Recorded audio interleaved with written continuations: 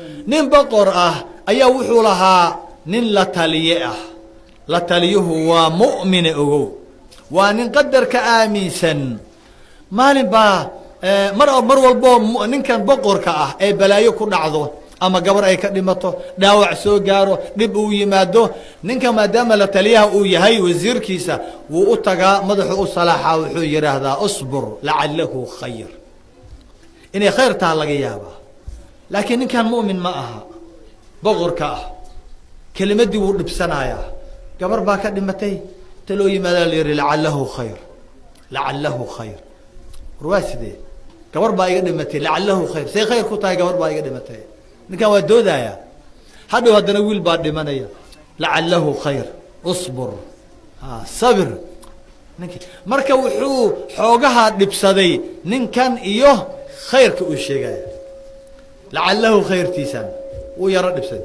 isagoo khaatiyan ka taagan baa maalin safar la aaday, hunting, ugaadh, in banaanka laga soo yaro ugaarto xoogaha sagaaro ama bakayle ama something adi iyagoo la cayrinaayo oo la daba ordayo oo xagga ka mara xagga ka mara, qabta la leeyahay.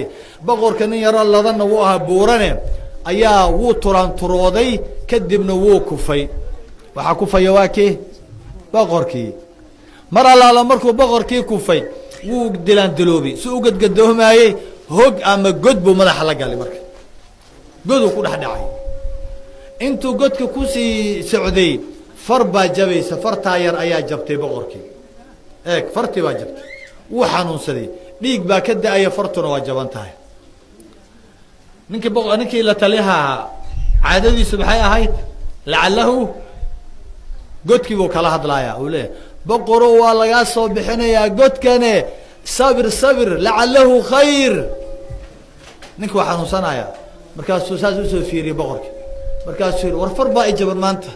wuxuu yihi lacalahu khayr, khayr inay taa laga yaaba, waa fartan jaban iyo godka aad ku dhacday. aad buu u xanaaqay. marka waa laga soo bixiyey godkii boqorka. waa musiibo inagoo dhan ina wada qabsato soo maha. markii banaanka la keenay, dhakhtar baa loola soo orday. waxaaba ugu darnayd markii dhakhtarkii yidhi fartan waa la goynayaa, wuu naxay. markaasuu la taliyihiisii fiirsaday, wuu fiiriyey, wuxuu yihi war dhakhtarka wuxuu leeyahay ma aragtaa, fartaa lagaa goynaa uu leeyahay. wuxuu yihi dhib ma leh, lacalahu khayr, farta in lagaa gooyo khayra laga yaabaa. aad buu u xanaaq. wuxuu yihi war inkaar qabahan ya, oo wax walbaba inaad dhintuuba rabaaba ninkan, wax walba khayro, war ha la xiro. eeg, ha la geeyo xabiska, shaqadii ha laga cayriyo, reerkiisii ha laga fogeeyo. intee dhibaataa la isugu daray ninkan. waa maroo waa in la xiro, waa mar labaadoo in shaqadii laga joojiyo, waa mar saddexaadoo in reerkiisii iyo ciyaalkiisii kuwuu qalbiga ku qabowsanayay in laga fogeeyo. 3 dhibaato soo maaha. muxuu yihi laakiin markii la xiray ayaa wuxuu yihi boqorow intaasoo dhiboo aad ii geysatay lacalahu khayr.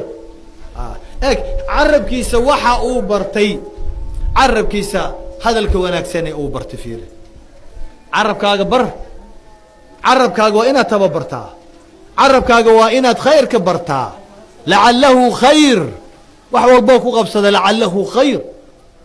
qada haddaad weydid lacalahu khayr, haddaad xanuunsatid lacalahu khayr, lagaa dhinto lacalahu khayr, shaqo weydid lacalahu khayr. waquluu linnaasi maxaa la yidhi xusnan. hadalka nin baa u yimid rasuulka salawatu llahi wasalaamu aleyh, caraabi ah. wuxuu yihi rasuul allow ii sheeg hal shay oo aan jannada ku galo, shay igeeya jannada ii sheeg. wuxuu yihi hagaaji hadalkaaga, carabkaaga yaanu afkaaga ka soo bixin ilaa khayr maahane, jannaad gelaysaaye. dadka taasay ku tartami jireen. annagana waad aragtaan afkeenna wax ka soo baxaayo soo maha. khayrku waa yar yahay, khayrku waa yar yahay. marka ninkii wuxuu yihi lacalahu khayr, boqorow war oroduu yihi khayr ha kuu noqoto xabiskee orod. ninkii waa la xiray, boqorkii gacantii baa la gooyey. gacantii marka la gooyey kadib maxaa dhacay? waa u raysatay. gacantii markay raysatay dee nina caadadii kama tago. wuxuu doonay inuu ugaadhii ku noqdo haddana, laakiin maanta lama jiro wasiirkii xakiimka ahaa mu'minka ahaa lama socdo askar kalaa la socotay kuwa aan khayr lahayn kadibna waa la baxay sidii loo socday bakaylihii ama sagaaradii ama eeladii loo cayrinayey waxaa ka hor yimid xadkii bay dhaafeen xadkiisii boqorka wuu ka gudbay waxaa ka hor yimid qolo hergaanti ah yacni waa cid kale oo ciidamo ah oo boqor kale leh oo ilaah ay caabudaan u raadinayo qurbaan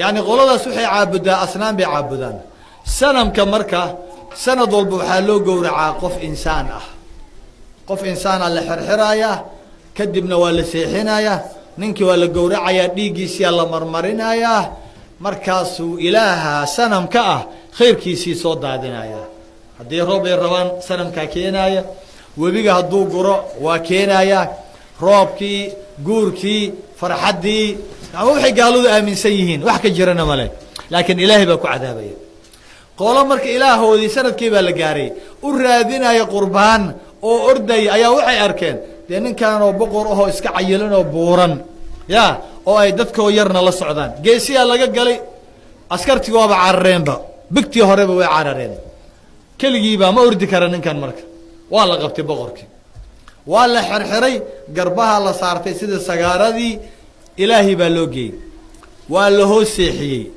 ninka waa yaaban yahay wuu arkaa in mindiyihii iyo seefihii agtiisa lagu afaynayo jararaf jararaf maalihii in la gowracaa la rabaa nolol waa u dhammaatay ninkii marka khalaas wuu isdhiibay wuxuu isku dhiibay dee nin mindi agtiisa lagu afaynayo ka war wuxuu is yidhi maanta ciidamadiina waa ka carareen cir kaa fog dhul kaa fog wax ku badbaadin kara maanta ma leh lacalahu khayrna ma yaqaana soo maha ninkii waa isdhiibay noloshiiuba ku dhintayba naftii un baanan ka bixin laakiin dareenkii oo dhanaa ka tegey haddaad gowracaysid iyo haddaad jarjaraysidba waxba ma dareemaya qalbi wuu quustay qalbigii baa dhintay dad nolosha ku dhintay soo ma jiraan wuu iska yaallaa marka waxaa loo keenay dhakhtar waa inuu ilaaha waxa loo gowracayo waa inuu saliim ahaadaa oo uu dhamaystirnaadaa dhakhtarkii baa lugaha ka fiiriyey lugihiisi waa dhamaystiran yihiin lugihiisii cajirihiisii dhexdiisii si u waday ilaa iyo gacmihii markii dambe dhakhtarki wuxuu arkay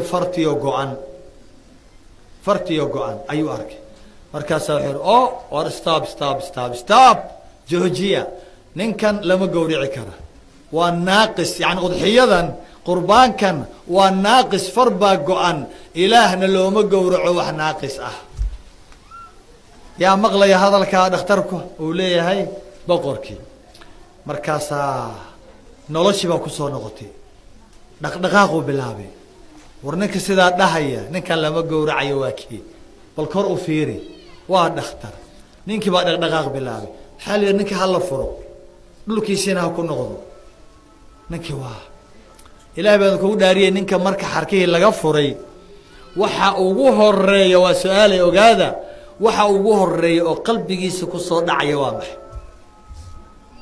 waa maxay lacalahu hadalkii ninkii wasiirka ahaa ayaa qalbigiisii kusoo dhacay wuu farxay waa la daayey orodku meesha ka soo bilaabay reerkiisii kuma leexanin boqorkii xagguu aaday xabiskii war ninkii wasiirka ahaa xakiimka ahaa mu'minka ahaa ninkii i badbaadiyey ninkii askartii keena furaha keena askartii kuma daynin isagii baa ka furaaya ninkii markuu furay boqorki wasiirku waa yaaban yahay war ninka maxaa dhacay maanta ma ku deldeli rabaa miyuu ku deli rabaa ninkii buu isku duubay wuu ku ooyey wuu yaaban yahay ninkii war bal soo bax xabiska ka soo bax war waa sidee boqor sidaan kuguma ogeyne adigoo ilacnadaaya oo ayaad ixirtay waa maxay farxaddan wuxuu yihi ni waa i badbaadisay ma aniga xabiska ku jiraa ku badbaadiyey haye bal ii waran oo ii sheeg wuxuu yihi arrintii buu uga sheekeeyey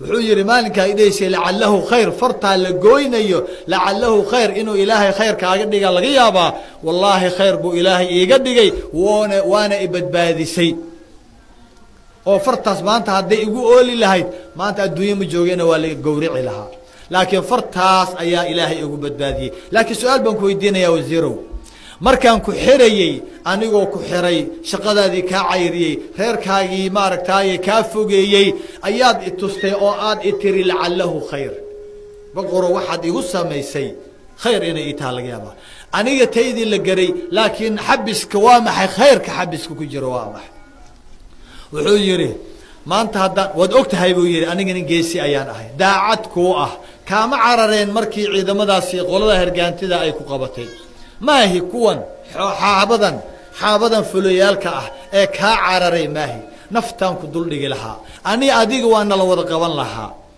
adiga fartaasaa ku badbaadi lahayd laakiin anigu nin dhammaystiran ayaan ahay anaa la igowrici lahaa marka inaad iska kay reebtid oo aad weliba xabis guriga haddaan joogi lahaa kaama hareena waa kusoo dabageli lahaa aad xabis intaa igelisid bir igu xirtid ya oo aanan soo bixi karin khayr bay ii ahaydoo adiguna waa i badbaadisay may fahamteen nin walba qadarkii u aaminay soo ma aragtid marka lacalahu khayr shar waxaad umalaynaysid baa ilaahay khayr kaaga dhigi karaa marka ha quusanin addoontii allay ha culayskan ha ka quusan yaanu quusku gelin culayskaan